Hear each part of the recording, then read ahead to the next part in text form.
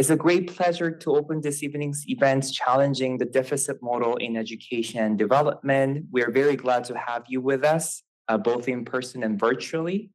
Tonight's event is organized by NORAC in partnership with the Global Health Center, the UNESCO Chair in Comparative Education Policy, and the KICS EMAP Hub.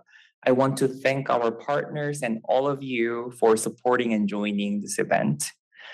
Before we begin, let me take a moment to introduce NORAC for those of you who might not be super familiar with us.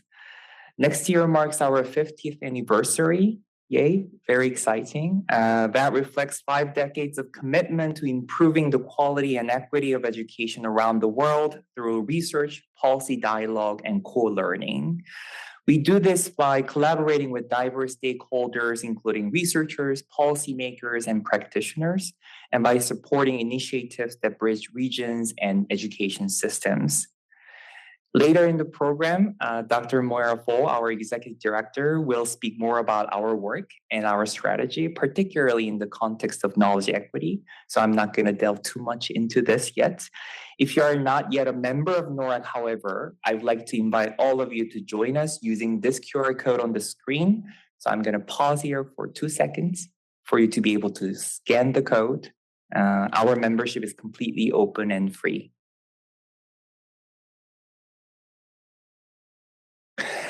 Tonight's discussion invites us to confront one of the most persistent and problematic assumptions shaping education and development, how certain regions and communities come to be described as primarily as inherently lacking or underdeveloped. For decades, this deficit-oriented narrative has framed communities as missing capacity, missing knowledge, and missing resources. It has influenced how international partnerships are structured, how funding is distributed, and how educational priorities are defined. But such a view obscures the strengths, innovations, and forms of resilience that already exist at the local and community levels. By challenging this narrative, we aim to open the door to more equitable and empowering forms of collaboration that build on local expertise and knowledge systems rather than attempting to fill perceived gaps. Sustainable and meaningful educational development can only emerge when all voices, particularly those who have been historically marginalized, are recognized as equal partners in knowledge creation. So today's event follows this program. Following my short opening, we will move into our panel discussion, where 5 panelists will share their perspectives on how we can challenge deficit-oriented narratives and discourses in education and development. The panel will be followed by Q&A, and I warmly invite all of you in the room and also who are joining us online to contribute questions and reflections. Finally, Dr. Moira Fo, our Executive Director of NORAC and Senior Lecturer at the Geneva Graduate Institute, will present our work on knowledge equity at NORAC. We are very fortunate to have with us today a distinguished panel of speakers who bring deep expertise and diverse perspective on this topic. 2 of the speakers are joining us in person, and 3 speakers will be joining us online. Dr. Angel Mendy teaches migration and health from an international perspective and supervises applied research projects in global health at the Geneva Graduate Institute. She holds a PhD in social sciences from the University of Lausanne. Her research focuses on the mobility and migration of African health professionals and their impact on healthcare delivery. A former Takemi Fellow in International Health, Dr. Mendy also supports research on the historical roots of health inequalities and the control of medical knowledge in global health in Africa. Dr. Susan Kitumetsu is an expert in cultural heritage management and sustainable development, integrating environmental conservation with heritage preservation in Africa. A graduate of the University of Botswana and the University of Cambridge, she pioneered the community-based cultural heritage resources management model to promote the sustainable use of heritage for social development. She conducts applied research at the Okavango Research Institute and served as associate editor of Springer Journal. Dr. Kitumetsu is also the author of the book cultural heritage conservation and management, theory and practice from Southern Africa, and also collaborates with UNESCO and other international organizations on heritage policy and conservation. Kudlo Karise is an international relations professional with a master's degree in international relations from Robochevsky State University, Russia, and a member of the UNESCO Chair on African Heritage Studies and Sustainable Development at the University of Botswana. Her work connects African heritage within sustainable development through research, teaching, cultural diplomacy, and collaboration, promoting policies and initiatives that advance inclusive, community-driven approaches and the sustainable development goals. Our next panelist is Dr. Faiza Hassan, who's the director of the Interagency Network for Education in Emergencies since January 2025. She brings 20 years of experience across education, social policy reform, and humanitarian response. She began her career in the extractive industries after completing a PhD in chemical engineering at the University of Birmingham, United Kingdom, before pivoting to the education sector. She first volunteered with the Ministry of Education in Somalia and has since worked extensively across East Africa with UNICEF, CARE, and Save the Children. Before joining INEE, Faiza was chief of party in Save the Children's Global Education and Child Protection Department, where she led large-scale programs advancing children's right to education and protection. Her work has centered on education systems strengthening, governance, and financing, with a particular focus on advancing equitable and sustainable education in crisis-affected context. Last but not least, Marina Dufronte is an expert in comparative policy analysis, particularly on education financing, curriculum reform, equity, and inclusion policies. She has extensive experience in implementing projects bridging the research and policy divide, including designing and managing monitoring, evaluation, and learning systems. As the Education Policy Evaluation and Learning Lead for the GP KICS EMAP Hub hosted by NORAC, she leads the monitoring of policy development and the production of policy analysis across 38 countries in the EMAP region. Marina also oversees the Hub's MEL activities with a direct link to planning and implementation. Before joining NORAC, Marina worked with UNESCO's IBE, Terre des Hommes, Switzerland, and various education initiatives in Brazil and Peru. She holds an MA in Development Studies from the Geneva Graduate Institute. So as you can tell by this rich experiences that I have just introduced to you, we have a great group of panelists who will be able to share their experiences and perspective on this very important topic. So once again, thank you very much for joining us this evening and also morning and afternoon, depending on the time zone that you're joining. I will now wear my moderator hat and move to the seat. And I would like to welcome the panelists who are joining us in person to come to join us in the front desk as well. So let's take a moment, take a seat.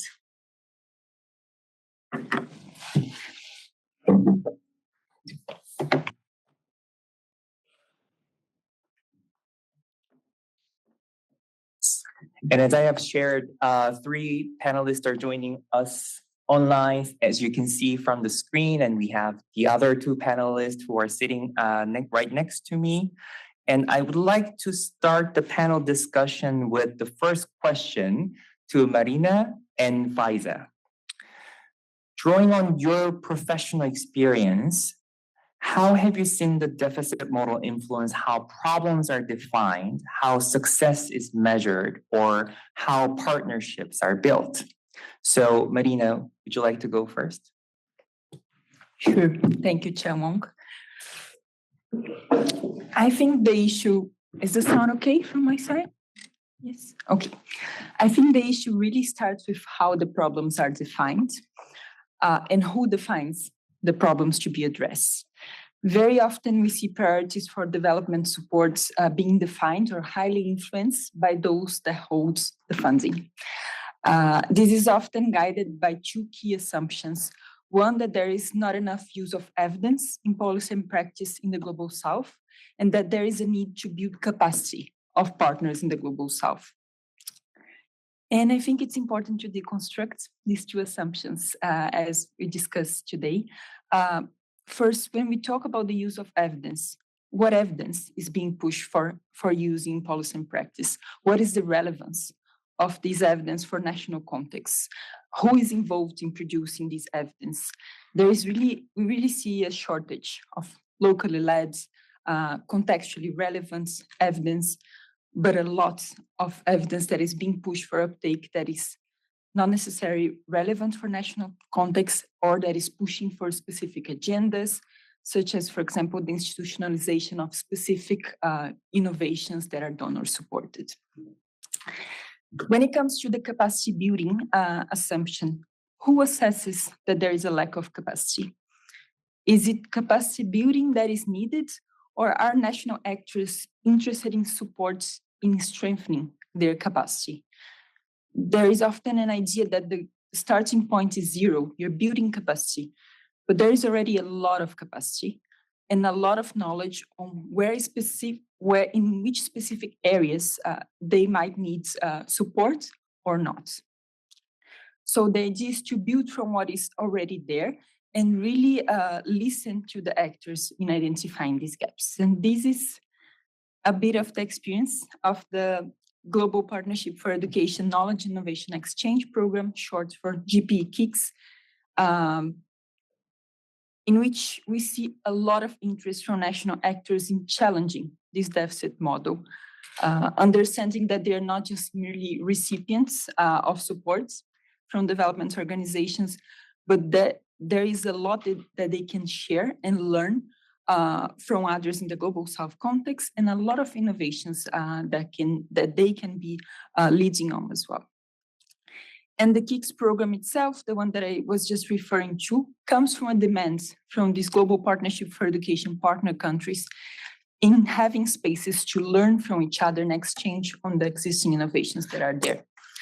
And through the work that NORAG is doing for the KICS Hub for Europe, Middle East, and North Africa, Asia and Pacific, short for KICS-IMAP, we are really guided by the demands of the national teams that are representing different stakeholders groups, often governments, research and civil society across 38 GPE partner countries.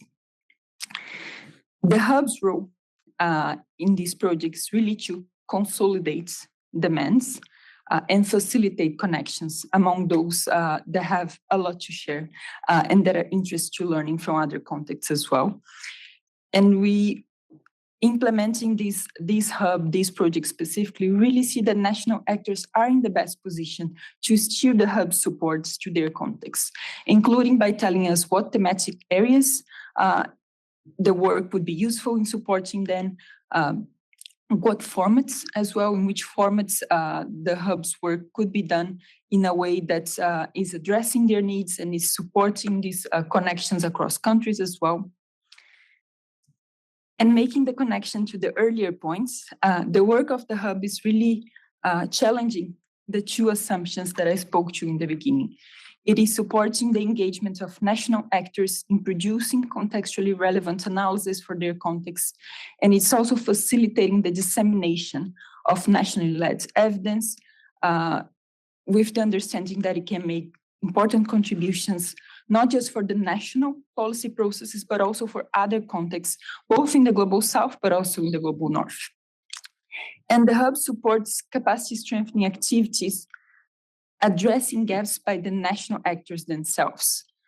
And building on what I was referring before, they are the ones to say where the strengthening needs are, if they are there, and what are the preferred ways for addressing this. Implementing such a project is not always easy. There are challenges, especially when you're changing the usual way in which things are done and existing power dynamics as well. But the experience of the past 5 years of KICS really speaks to the richness of experiences and expertise that exists in countries, and how much they have to share and exchange, and how much clarity national actors also having how development partners, institutions can support them in driving changes at the national level. Thank you so much, Marina. I think what you are highlighting is really the relevance and relevance of the evidence, and also how certain problems and issues are identified not necessarily by the external actors, but also it is very important that they are identified by the local actor, in this case, the national policy actors, right? Faiza, what do you think about the question? Thank you very much. And I have to say, I agree 100% with Marina. I think in terms of, how our problems defined, problems within our sector, within the humanitarian and development sector, often tend to be defined by external assumptions. There's the assumptions that underline this entire system, that the system is broken, teachers are unqualified, the learners are behind, and there is very little recognition of these systems, these teachers, and that these learners are operating under extreme conditions, but that they continue to adapt, innovate, sustain learning, very often without the safety nets that others take for granted in different contexts. And so when you have problems defined by people who have never lived in the context, people who have parachuted in for a short period of time and, who often live behind fortified areas within a country and are branded as experts, and they come out in their bulletproof vests to speak to a community elder. It very much then it produces a system whose bread and butter is setting up parallel, unsustainable interventions, and it then produces programs that begin with what's missing instead of what's already working. And then, so that's how the problem is defined. It's always defined from what's missing rather than what's already working in this place, in this location. And that is not something you can copy paste from different locations. And then how are partnerships built? Partnerships are built around framing anyone who lives within a conflict situation as in need of an intervention, and that international actors are benevolent and therefore must fly in and provide this intervention.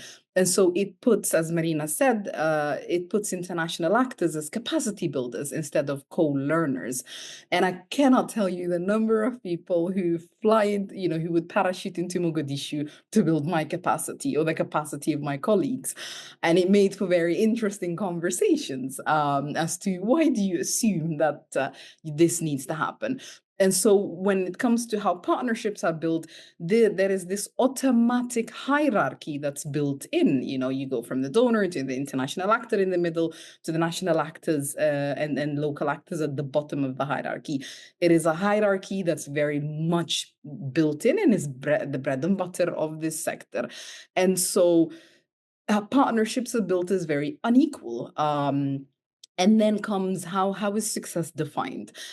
I think this deficit model really persists because we measure performance and success through very narrow, externally set indicators.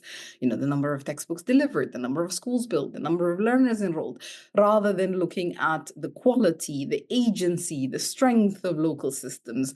And so we end up with metrics that define success looking upwards to keep donors happy, rather than looking to families and learners and local communities and what they define as success. And so we count what was delivered as a ticket off our box rather than who led the change and what change really happened. And so I think, I hope that answers the three questions you've asked. I'll stop there. I think the two, Faiza's point as well as Marina's points really highlight who are the people who are involved in this process, what kind of knowledge and expertise and value that they bring in, and how there is already a hierarchy of expertise and knowledge embedded in the discussions in development and education. So on a related point, I think I would like to now turn to the panelists who are not necessarily from the education field, but who are from other fields. So in the case of Angel, you're from the global health, and in the case of Susan and Kutlo, you are from the more cultural heritage field. So I wonder how, in your field, how have deficit discourses shaped the way knowledge, expertise, or valued are assigned? And what tensions and opportunities have you encountered in challenging these narratives through your own work? I would like to start with Angel. So I would like to thank you all with your team for giving me the opportunity to be part of this panel discussion and to share as well the global health perspective of education deficit education discourse. And what I would like to say is the field of global health is historically rooted in a one-way approach of production of knowledge.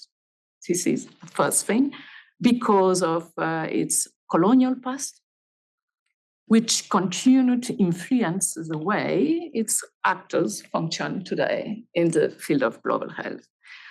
This colonial history has led to the long-term denial of diverse knowledge productions and the expertise of local actors you are talking about. And at the same time, this denial impacts as well the way of solving health problems, the way of solving not only health problems, but the way of involving the, let's say, the local community, the local professionals in proposing a solution for the problems that face their own health problem, that face their own community. This is the first thing. The other aspect is still in the global health. We have this tendency of thinking that knowledge from the global north are the validated one, and global, let's say, local community knowledge are less legitimate or just less important than the others. So what's happened if you just see these two aspects? It's gave you a kind of frame where all valid knowledge and useful knowledge supposed to come from the global north. And those from the global south, you said it as well, are the implementers and not the co-producer of knowledge. This is one thing. The other thing also that impact this production of knowledge is, I'm just going to take two quick examples. If we try to analyzing the keywords we might have in the world developments and in the global health, you may just usually hear, so you just mentioned one, building capacity, technical assistance, and it's going to be also ed support. And all of these technical assistance, fund expertise, and come from the, let's say, external consultants, global north expertise that came and just implement or propose to help those from global south to implement policies that suppose to resolve the problems coming from their own global south or global, let's say, local communities. The consequences of this is you leave behind people with experiences, living experiences, knowing, walking daily, facing health problems, learning based on these experiences that may just propose some of the policies that better fit in solving problem.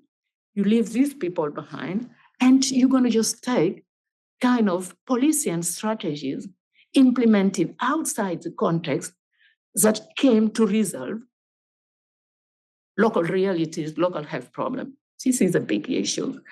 Now, what we have to question when it's come now to talking about this discourse deficit, in my point of view and in the global health perspective, is to say that there's a problem. We have to question the policies that have been implemented. We have to question the relation between the global north and the global south, because the global health itself is roots on the colonial way of seeing things. I think in the global health discipline or area, it's where we have a kind of, among the key debates we have, the decolonizing global health is one of the sensitive one and one of the important one as well. Now, solution, I think all of you just briefly talk about, it just gives the floor to those, the expert, local expert, to ask them, what are the solutions for your own community?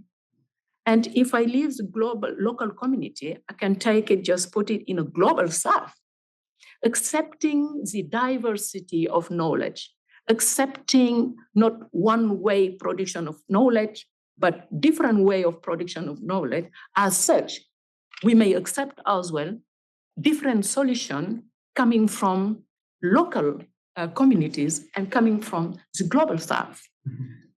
Just one example to end it. In 2020, during the COVID-19, I did a research titling Management of COVID-19 by the Gambian health professional. And the results, the finding was just like unexpected, because more than 400 health professionals who answered the survey explained that they are managing very well the COVID-19. Why? Because in their daily work, they are facing epidemics. They are facing some of the disease that are not like advertising internationally. So for COVID-19, it's one epidemic and virus among those they are daily facing. And when I rank some of the diseases according to their importance for these health professionals, COVID-19 come on, let's say, 11 ranking, while you have malaria, diarrhea, maternal disease, something like top. Just to show you that sometimes we may think that the key element is this point, while in the other side, the priority is in the other side. This is the example I would like to share, just based on my own research in this domain. Thank you so much. Thank you so much. I think I find the last example that you have shared quite powerful. Indeed, those top priorities identified by the survey respondents are closely related to the points that were raised by previous panelists as well, right? Like local relevance, what's identified as the most pressing issues, not necessarily the issues identified by the external members, but the internal people who are working on that, working in that field, who are the who deal with the everyday lives of those issues. So yeah, thank you so much for the point. Susan, would you like to go next? Thank you very much, Chair. We want to start by saying we are very privileged to be invited here and to share our views with the panelists and also attendants. We'll start first with Madam Gutlau. She will introduce our theoretical approach, and then I'll come in later for the case studies. Thank you. Gutlau? All right. Can you hear me? So Yes. Thank you so much. Thank you so much for having us here. And I'm just going to talk about the theoretical perspective from the international relations perspective, where we see the deficit discourses shaping the international relations discipline by framing the global south as a place that lacks theory, that lacks development or order. And we see, for example, the international relations theories like neorealism, for example, it focuses on the the global north, liberalism, realism. And Kenneth Walt said it would be ridiculous to construct a theory of international politics on Malaysia and Costa Rica or on minor forms in a sector of an economy. So this neorealism theory already marginalizes the global south. The analogy suggests that small states, that is the global south, don't determine a structure, but they only operate in it, and it's determined by major powers.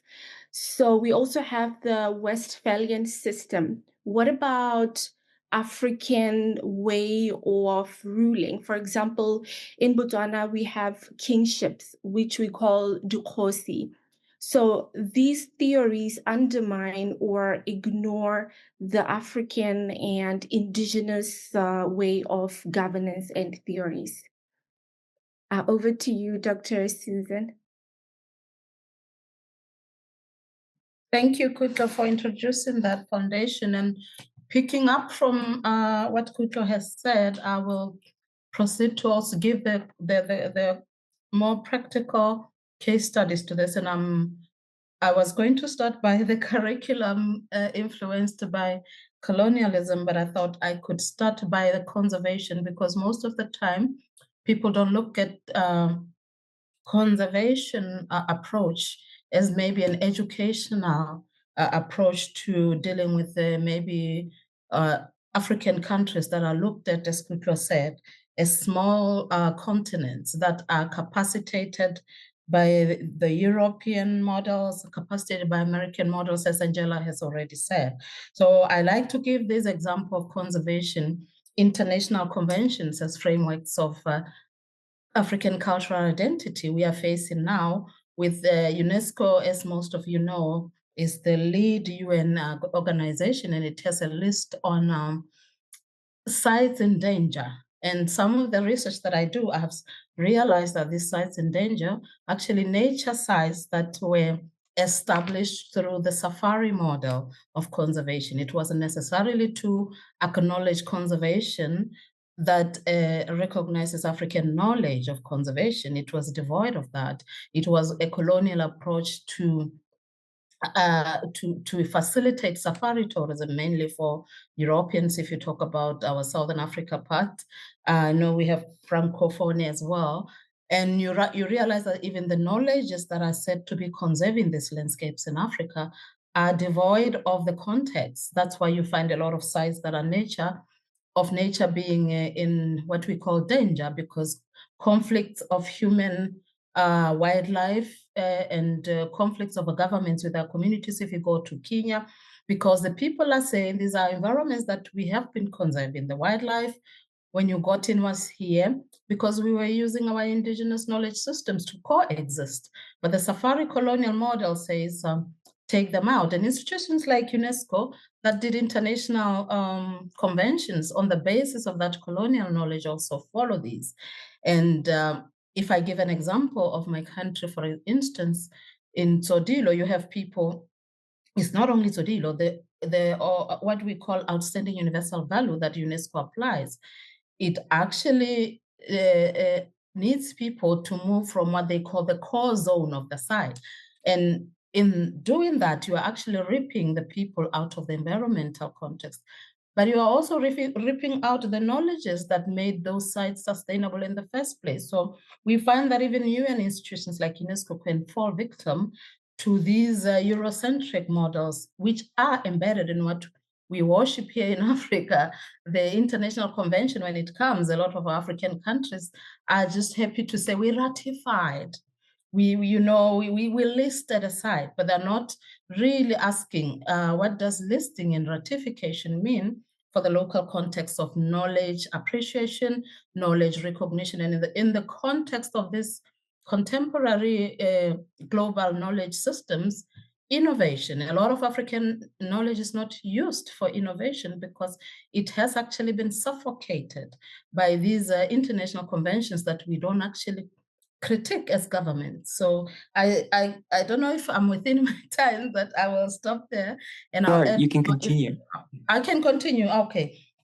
So I was going to move now to the curriculum of schools, that once we get to the curriculum now, if we get to environmental education, we find that these are also passed on to not only communities, but even our students are learning Eurocentric models of environmental conservation that teach them that you cannot interact with your environment because it's a safari, it's a, what do we call it, wilderness wildlife. So the cultural interaction of interacting with the landscape like of Okavango Delta is technically cut off. But it is even more sort of concerning when you get to communities, because communities now are saying, I want to be able to interact with my environment and gain from tourism experiences. That's the economic leg. Now, because of these models of disassociation from the environments, they're even cut from the economic innovations. Only the people now with the means, if you get very big people, invest in these parks. If you go to Kenya, the Maasai are at war with the government. If you come to Botswana, the Okavango Delta, that's the issue now, that why are foreign-owned companies only benefiting from the Delta? Because the knowledge systems that could allow communities to interact and maybe even innovate tourism-wise have been cut.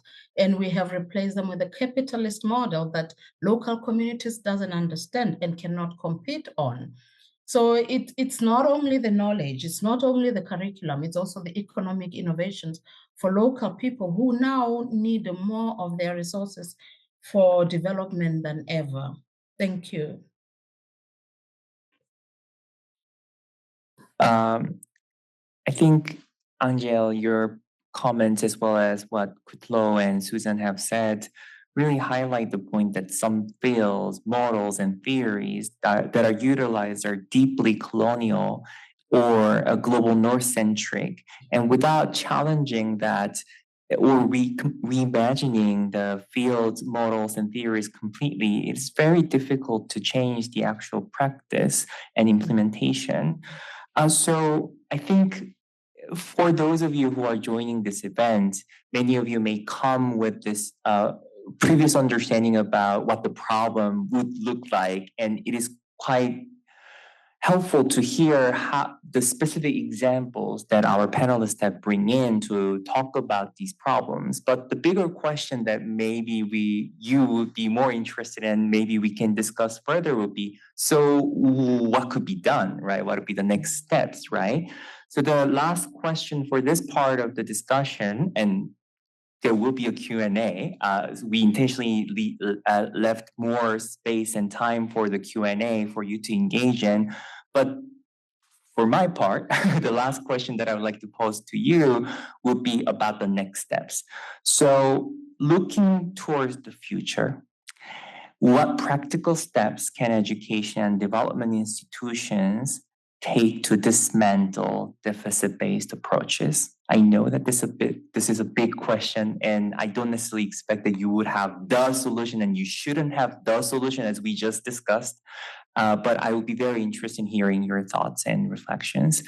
So let's start with someone who haven't spoken in a while. Faiza, can you start?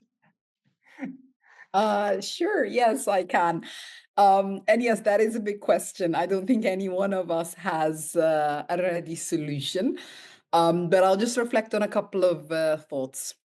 I think what are the practical steps? I think one, like many other panelists have said, is to proactively value different forms of knowledge, full stop. That's one. And then two is to, within the education sector at least, is to shift power through localization. And I will not go into a definition of what meaningful localization means or looks like.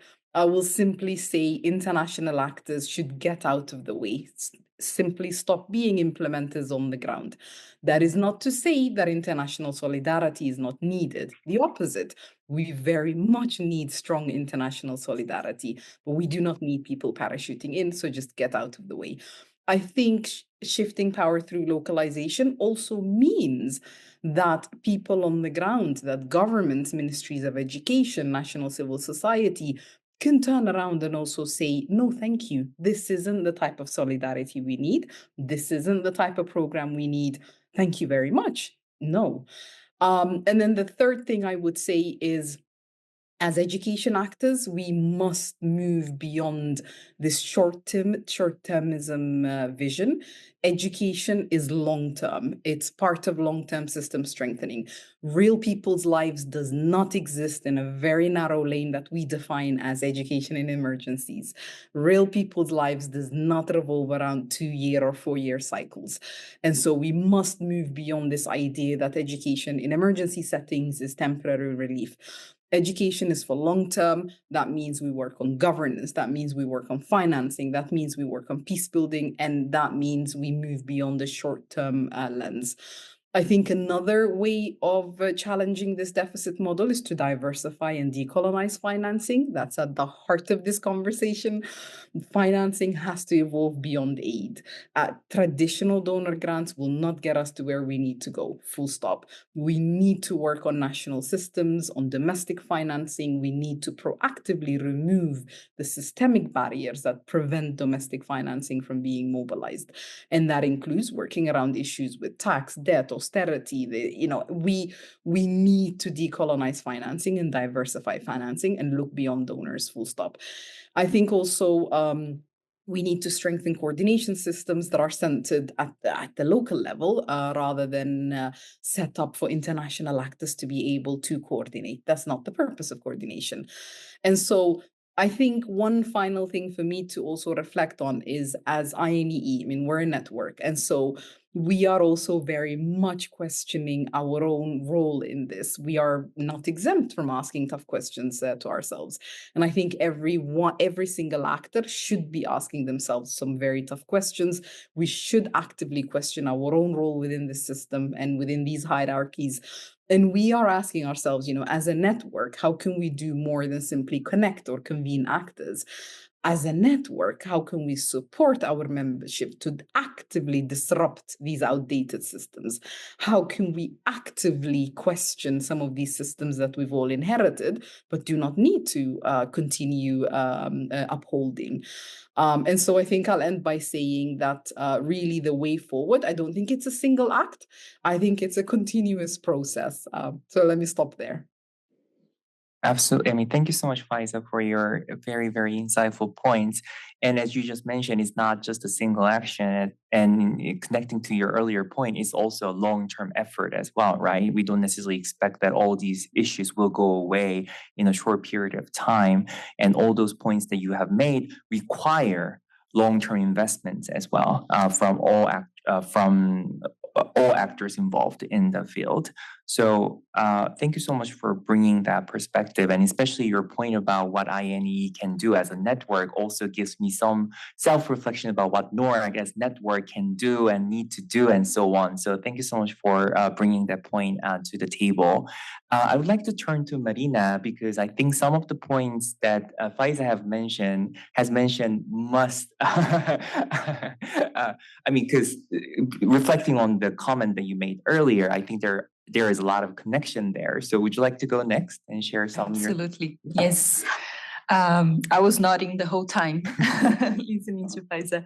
And I think the shifting power is for sure a challenge. It's not something that we do from one day to the other, but we do by doing, even if it seems like small actions. I think it's changing practices. I think we're talking about a very complex issue with colonial roots as well. So when we're thinking about it, I think we can think about these practical approaches and the benefits that we are seeing of these practical approaches as well.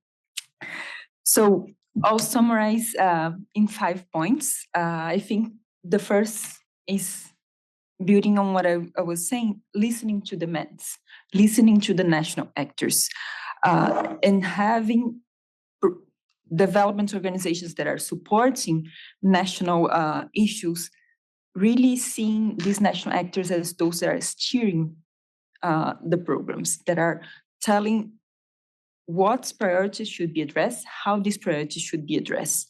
When we think about listening to demands, I think it's also important that we think about whose voices are being heard and recognize the Norths in the South in the North that we know exists, and reflect on also where demands are coming from and what different groups need to be listened to when we're thinking about surfacing demands.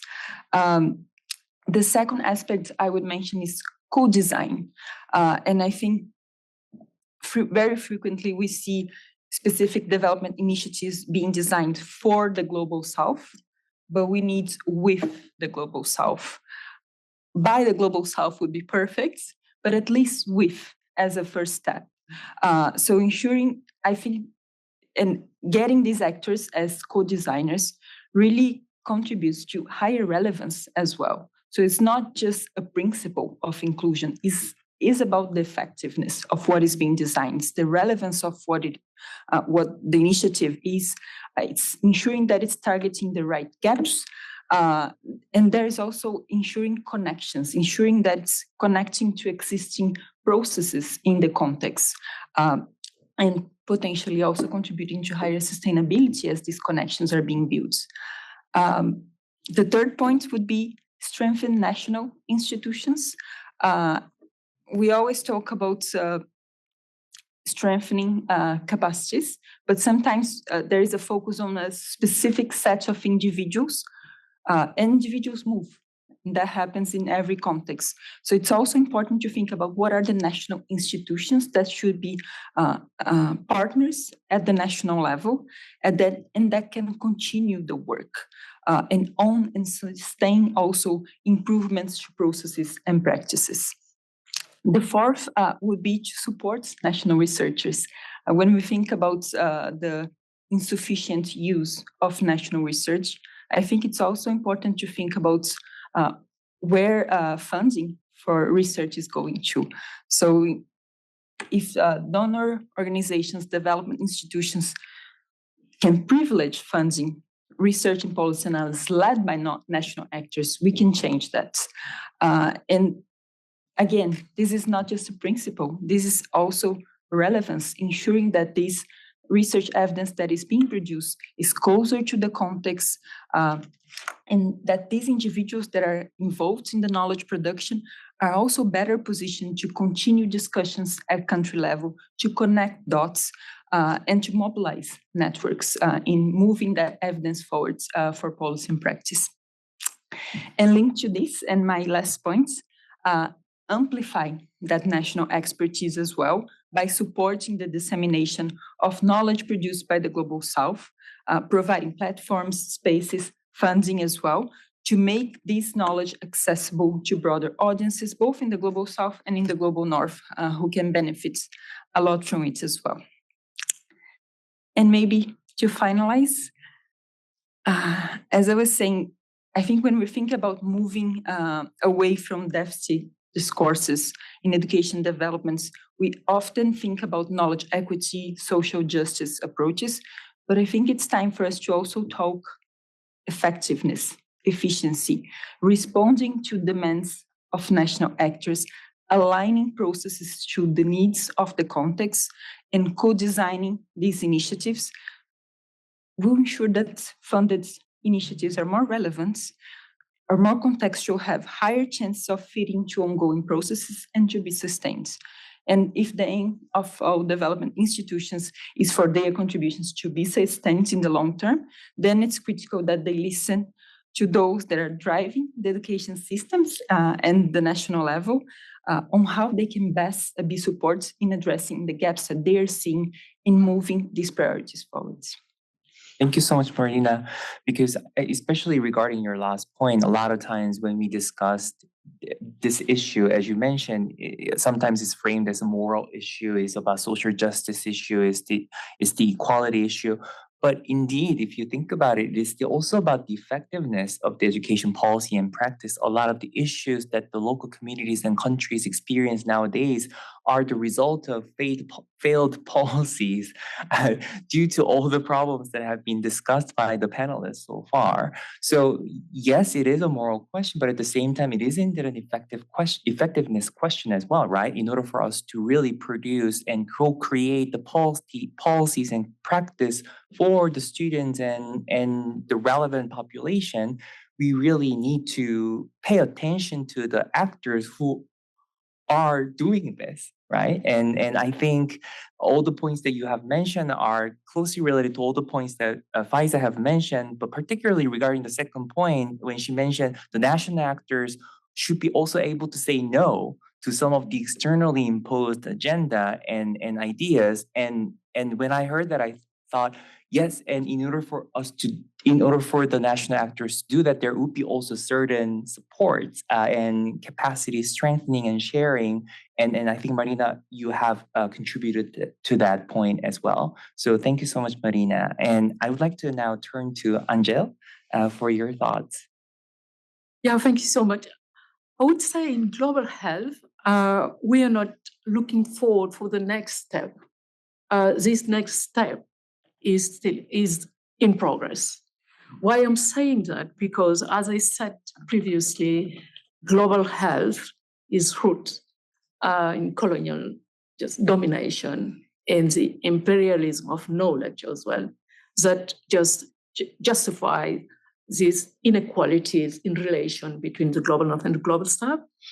And I think what we are discussing now for the next step or right now to change is knowing that the global health policies are based or are historically based on this imbalance of power. We need to think about to question this power. I'm not saying that it's easier just to say, okay, now we're going to advocate an equal power between the global north and global south. To be realistic, it's not possible. But what just is my point in this discussion is to promote ethics in the relation between the global north and global south. And in the domain of health, see, good example I can share is, every country in Africa or in Asia, in Africa mostly, they have what we call the national health policy plan. It's a kind of documents that describe the need in terms of health, infrastructure, investment, and at the same time, disease that need to be just considering the priority, national priority in terms of health. Those documents are based in the daily experience of national governments or populations. It's a kind of identity of every country in terms of dealing with their need in health. This is the first thing. And at the same time, we know that the health systems don't have enough fund to just run all of these, implement all of these policies or the needs they have. What's happening is they rely to the fund coming from donors. In the case of the Gambia, sometimes just like 45% of the, let's say, fund come from partners. So it's mean just the calculation is quick done. If you don't have fund, you can't run your health system properly. So they must rely on partners. Those partners came with a fund, a package of fund, including conditionalities. If you have just to envisage the next step, we will see how to deal with, because with conditionalities, priorities may not be in the national priorities in terms of health. So they have just to consider what came with fund. This is the first thing. The other aspect is when we come to talk about local expertise, these international organizations or the global health actors, most of them rely on the local expertise to have a kind of inside view of situation before even propose some of the strategies, etc. Why not in turn recognizing the value of those experiences coming from those local. So we have to question the way of we just appreciating knowledge coming from down. It's exactly what both of you synthesize. The other example is I can take now in the ground is in Africa, some of the diseases like relate to maternal health care. You may just solve it by using the local knowledge or practices, experiences of doing without just joining the hospital. But in some contexts, even for, I did my research in African doctors, even for those local expertise, they don't trust even their own knowledge. Just like when you're saying some of the communities can just heal some of the pathology, they may say, no, they have to have the diagnostic, we will have to take this modern medicine, etc. While some of the medicine, plants coming from, can just solve it before all this process to join hospital. What I mean here is valorizing the local knowledge, valorizing the health, let's say some of the local practices may also help to strengthening health system at the same time to fight some of the basic diseases that still kills people in Africa while they can just trust it and use it. So I may just say, as you already just stress out some of the point, valorizing local knowledge is changing the rule of the game may be difficult, but those who gave fund usually define the rule of the game. Mm-hmm. So we know where the discussion should be for the next step. And at the same time, if you don't just advocate in kind of equality, equity may be a good point of entrance. And it's exactly what we are discussing right now in global health domain. Thank you so much. I really agree with the point that you raised about the importance of valuing local expertise and local experts. And of course, there should be further discussions regarding how can we value, yes, right? Like in systematic way. And I think that is perhaps we can discuss further during the Q&A and so on. So thank you so much for raising important points. Now, Kutlo and Susan, would you like to share your thoughts? Okay.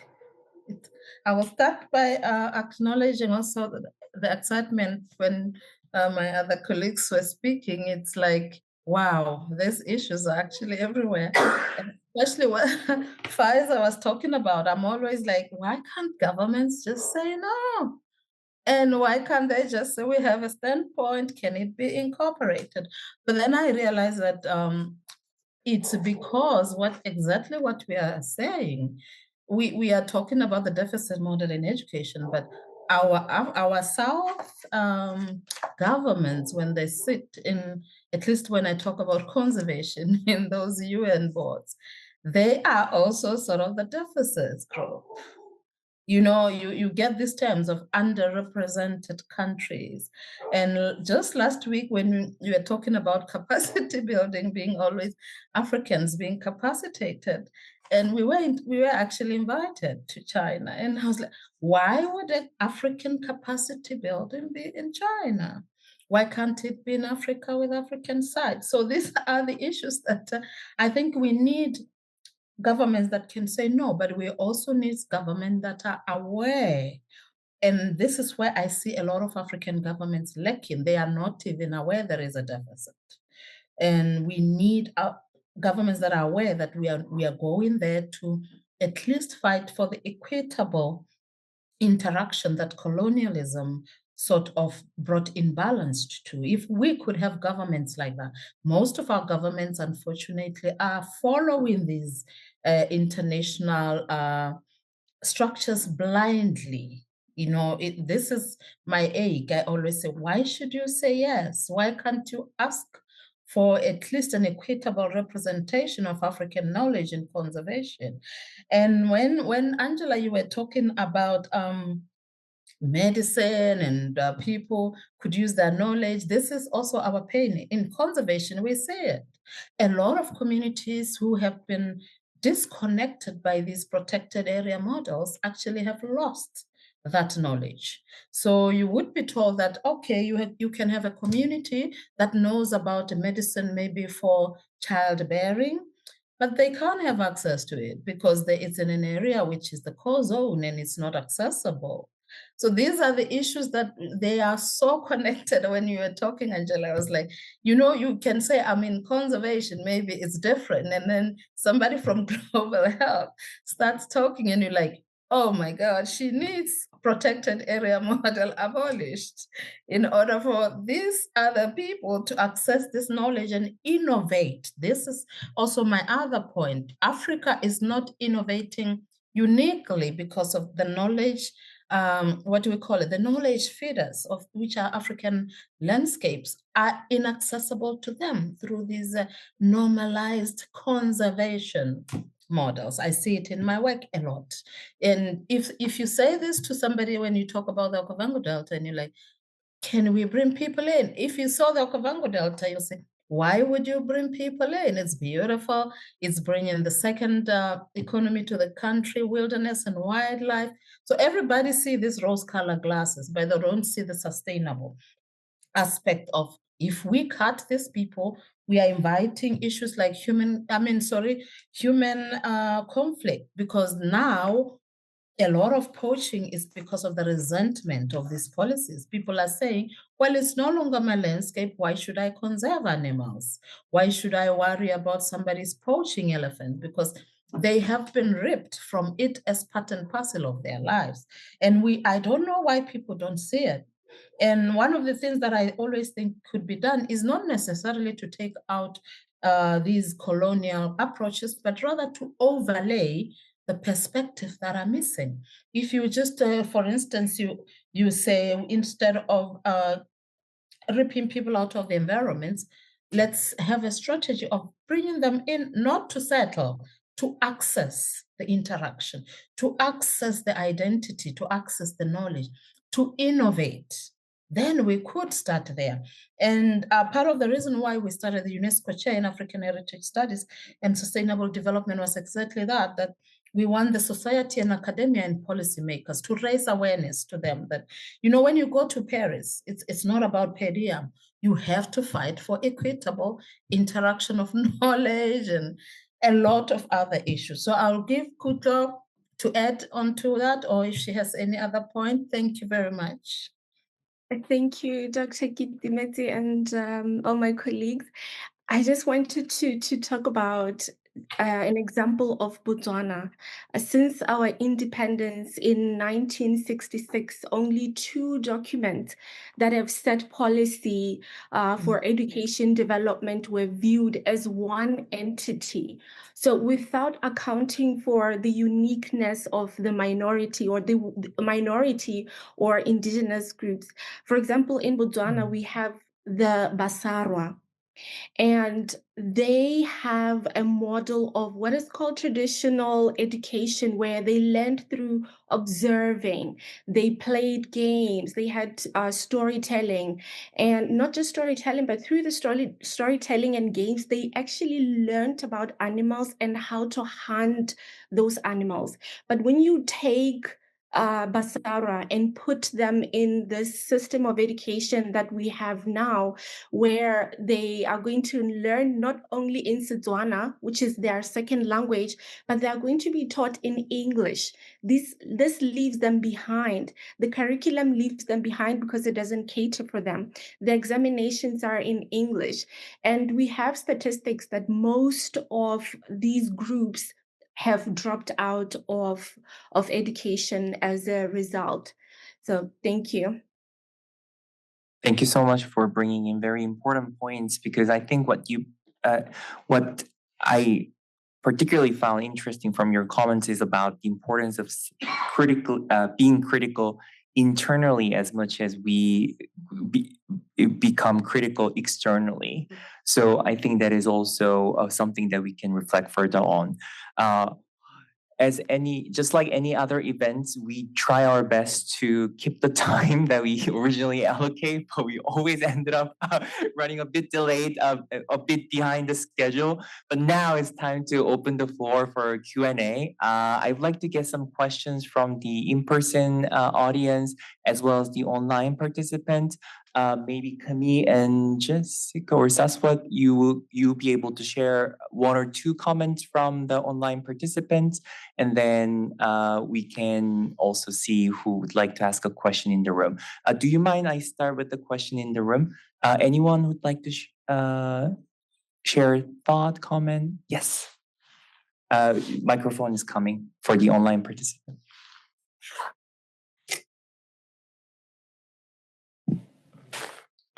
Good night. I would like to, first of all, thank you for this amazing panel. It was fantastic to see all the intersections between the heritage, between health and education. I think my question goes exactly on the intersection that you perceived and that you demonstrated on the colonial part. There's like a lot of discussions going on the right to development, for example, on like the right to participate, contribute to, and benefit from development, right? Do you see this right, or for example, current discussions on the right to development as a ways to address these asymmetries within your correspondent areas, or does it still seem like sometimes a very abstract concept to engage within the policy issue? I think that's it. Any other questions in the room? Yes, in the front. We will collect a few questions first and then turn to the panelists. Thank you so much to the panelists. So my question is, I think the thing about critical approaches like this is the fact that you're not just looking at, the things that are wrong, you're also trying to find ways to promote, like Marina said, the things that are working. So within academia, I would like to ask, what do you think are the fighting words, that we can use the concept beyond social justice and moral, like you said? What do you think from your experiences working, whether in the field or in academia, important concepts that we can use to pursue research in this area? Thank you. Saswat, would you like to introduce the questions from online participants?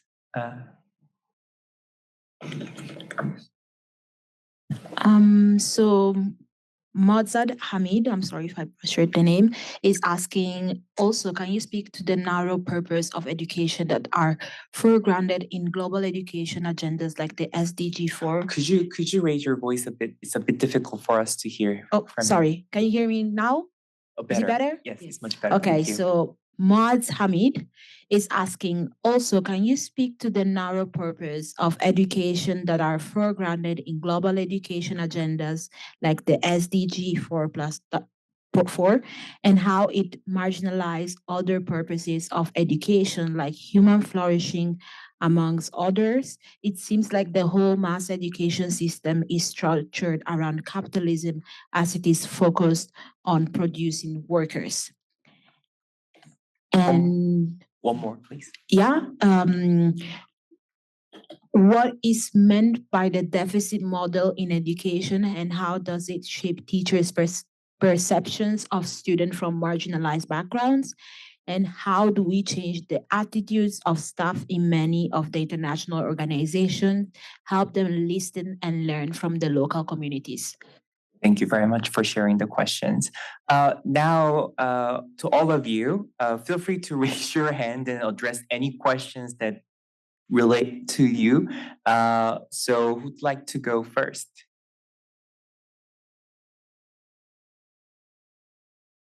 Yes, Kutlo. All right. I just wanted to speak about what the deficit model is for education.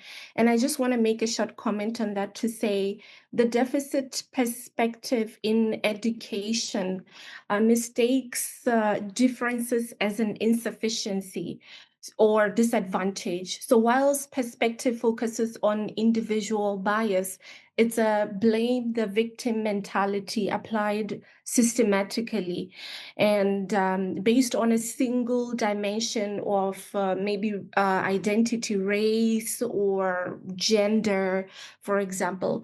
So the source of academic problems is ascribed to the students' families, communities, or their social categories of where they come from. And it can be considered to be a deficit ideology as a remnant of imperial history implemented as an instrument for socializing citizens. Thank you. Thank you, Kutlo. Any other thoughts? Anyone else? Maybe I'll add some thoughts and maybe connecting a bit different questions as well.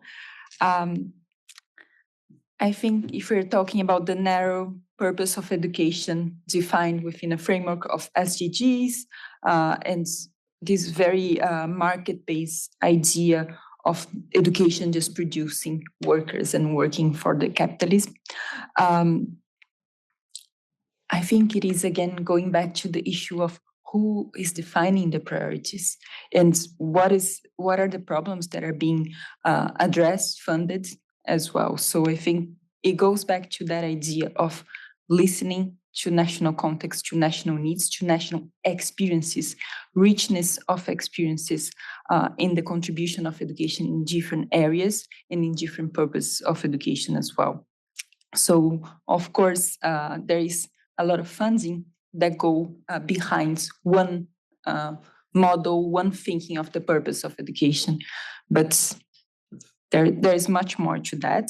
And I think if I'm connecting to the question on how we can think about it beyond the idea of social justice and knowledge equity, also in the academia space, I think it is shining light into these approaches, other ways of doing, other ways of partnerships between development organizations and national actors, other forms of knowledge that are taking place at national level that should be discussed as well. And we are here in an international institution, so I think we have a responsibility of shining light into these different approaches, different forms of knowledge, and also into the effectiveness of these, because we very often in academia discuss among other academics, but it's so important that we're also thinking about the research that we are doing to influence those that are funding,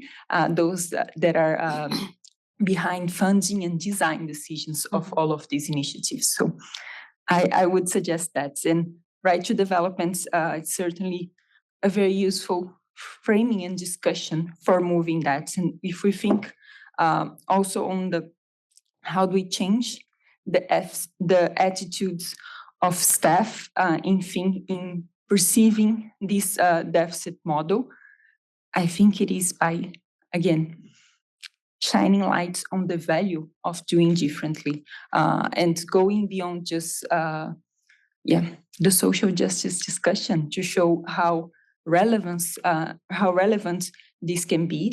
And I think this goes to both ways. It goes to the development partners who are defining very often the ways of working, but also to those at national level that need to say no at times and need to understand the importance of doing that for doing better the development process as well.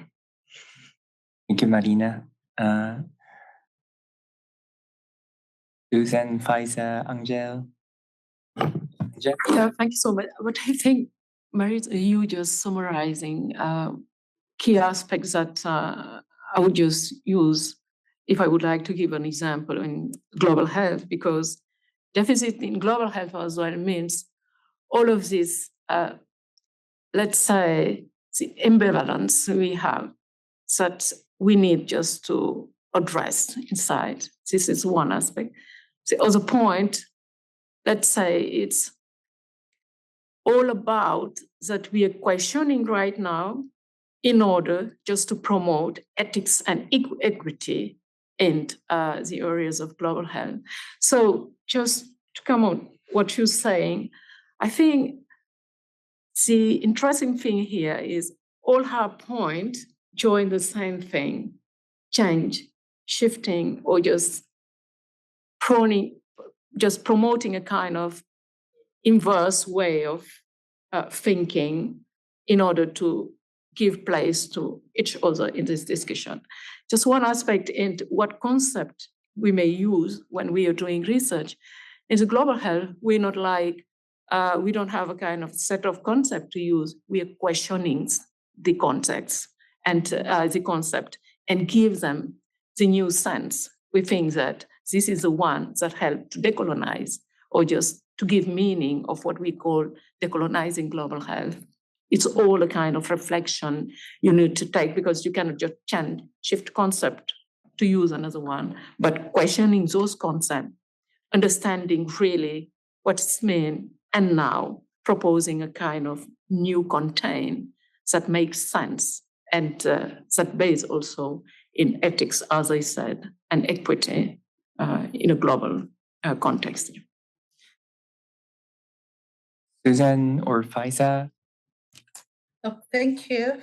I will say beyond academia, really, that's a very good question, because most of the time when we say education, we are thinking of the formal education, and we'll talk about decolonizing the curriculum. But for me, in conservation especially, I think it goes beyond academia, in that it's actually African, especially the South-South, not only African, sorry, because I work in Africa, but I also have been in India, and we dealt with these issues. It's like the South-South is actually, the South-South knowledge is not competitive in a global world.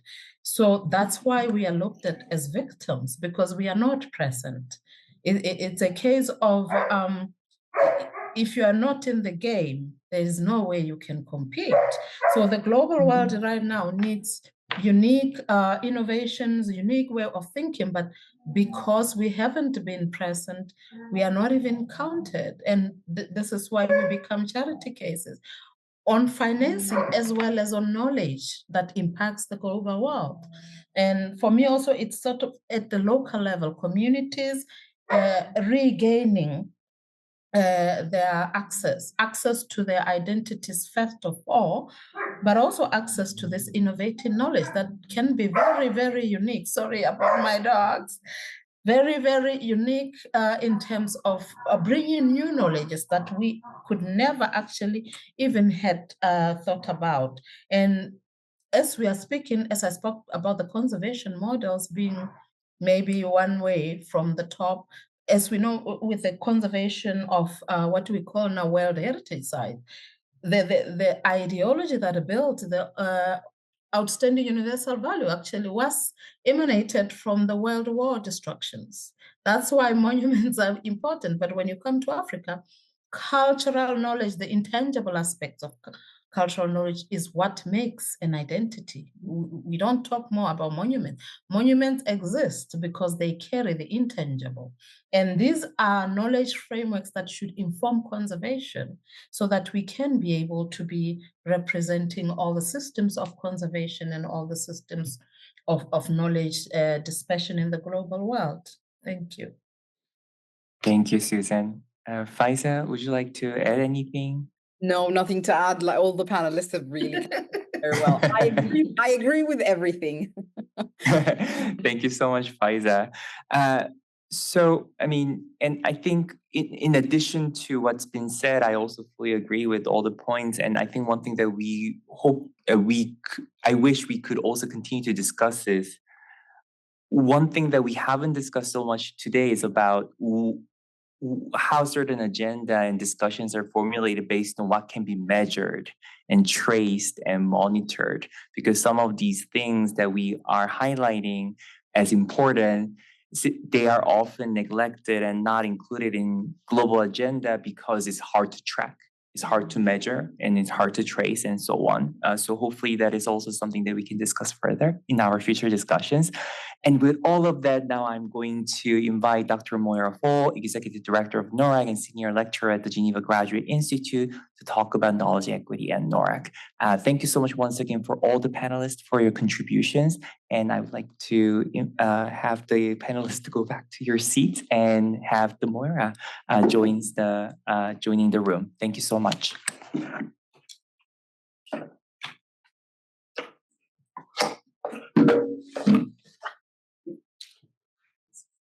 Oh, that's a clicker. Great, thank you. Right. Wow, what an amazing discussion that was. So at NORAG, we have these strategic activities, and by far and away the most important, the one that underpins everything else that we do, is in that Bordeaux color there, the wine red, surface underrepresented knowledge. And as we do that in all of our other activities as well, in order to be able to then work in that outer donut, we call it, which is to allow our stakeholders to also have these outcomes. So knowledge equity can sometimes be, it can come across as quite big words, right? Really fundamentally, what it is that we are trying to do is amplifying this expertise that we know exists in the Global South. And we have this hashtag, the South also knows it's not just a hashtag. And certainly as a Zimbabwean now in this position of privilege, in a privileged institution, in a privileged city, it made no sense to me when I started this job that I would do anything other than support some of the deep changes that are needed in order to ensure that expertise from the Global South and in the Global South is taken seriously. So Gayatri Spivak basically had this book called Can the Subaltern Speak? Her answer was yes, they do, and they scream by their actions. But if we don't get these responses, how is it that we can actually be heard? And the critical piece here is we can hear subaltern voices if we listen to them, if we choose to listen to them. That is the answer that she gave when she was in Geneva a couple of years ago. And that is still the answer that we are seeking to continue in NORAG. Because of these three reasons that our expert panelists have already discussed in great detail, these are the problems that need to be, these are among the problems that need to be dealt with. So how is it that we just do that in NORAG? So here, what we are looking at is absolutely talking about the seats at the table. Who are the experts that are in the seats? Who are the decision makers? Who are in the seats at the table? We're also asking the question and trying to change what actually is the expertise that is at the table, not just acknowledged, but actually at the table, present, and are experts in Pakistan, from Pakistan, sitting at the table where decisions are being made about Pakistan or any other country. And so the other point that we are very, very strongly working on is how we can actually remake those tables. It's not about accepting the seats, it's not about accepting the table either. So how actually can we think about remaking the tables by thinking about the people and how they are in relation to each other? What are the principles underpinning the way the table is made and who is allowed to sit there? What are those outcomes? So, we can't measure these things. Well, we can if we just choose the right metrics. Pfizer gave us some really clear things about how you can actually remake the metrics and choose different metrics. Who was part of making that decision? Who was consulted? Who was part of making the decision? And whose decision actually was it? And then also really underpinning all of this is improving understanding and knowledge about how those tables work. And that is something that we seek to do. And so why is it? We have questions of justice, obviously, that need to be attended to. We have questions of the knowledge that is actually useful and relevant.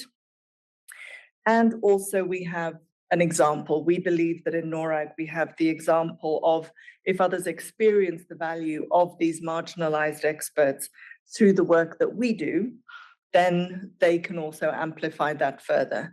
And we're going to add another one after the event tonight, which is effectiveness and cost efficiency, which I think many of our panelists also spoke about.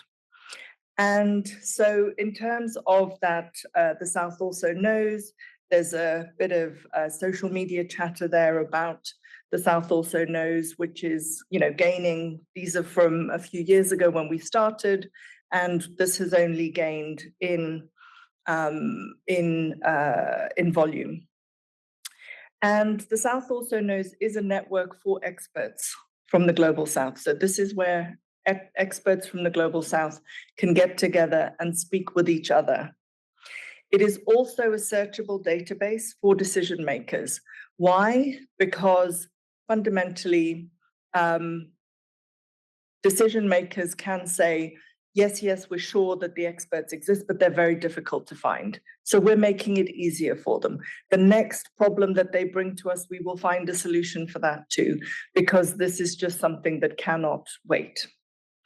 And it is also a campaign. So that social media chatter there is not just chatter, it's also about making what is currently invisibilized. It's not just invisible, it is invisibilized, and we need to make that visible. So the South Also Knows network has grown by nearly 600% in the past 12 months, and we would very much invite you to join that. And in terms of what it is that NORAG did, so at NORAG, we absolutely do not speak for or ventriloquize others. So all of our research outputs and activities and publications are collaborative issues. We co-produce knowledge products and events such as this in partnerships. So do go to our website and resources site to read more and also contribute, please. So last week was Open Access Week. I don't know if anybody noticed, but in that Open Access Week, there was a lot of talk about open access to publications for readers. The other side of it that we very much value here at NORAG and work towards is open access to experts. Experts do not pay in order to publish with us. They pay in terms of the work that they do in order to make sure that what they're contributing is useful to our audiences. But it is very much about that. And, all of those research products and activities bring together underrepresented and marginalized experts. And also the participants to our events are also underrepresented as well. And so is our network, 51% of whom are from or in the Global South. So here we have an invitation QR code where you can join. You'll find a link in order to join the network. As you join the NORAG network, there's a tick box that says, are you an expert from the Global South? You tick that and you will be able to become a member. A very quick example of the knowledge production, if I may quickly. We did a publication last year on AI and digital inequities. Not only was that, it was the beginning of 2024, not only was that a groundbreaking publication in terms of actually bringing the idea of digital inequities and AI and bias to the fore, it also had 70% women authors, 40% of the authors were from the Global South, and 40% were not white. And these are world-class experts who we brought to this publication to work together with us. And so our point here is if we can do that on a topic like AI, then we don't really see how anybody has any excuse not to do something similar in any other topic that they're looking at. So this is the challenge that we lay down to you, along with an invitation to join the South Also Knows network, to contribute to NORAG resources and our blog. And we will also be following up with an email where you will be able to not only find the information about this event, but also fill in an evaluation form so we can continue to learn from all of our participants how it is that we can do this better the next time. And here are our next two events. We have a KICS EMAP webinar talking about early childhood care and education in Asia and the Pacific. And tomorrow and the next day, we are at the Human Rights Council Social Forum in the Palais des Nations with two events, one on Thursday, one on Friday, and also our exhibition on the role of education in achieving all of the SDGs in the Salle des Pas Perdus. And I believe that that is everything. Have I forgotten anything, Camille? No? Fantastic. So thank you so much to everyone for being here and online. Thank you enormously to the NORAG team who made this possible. Thank you for all of the experts and expertise that were brought to you tonight, this morning, this afternoon, whatever your time zone is. And thank you to our panelists and our partners for helping us put on this very, very important event. Thank you.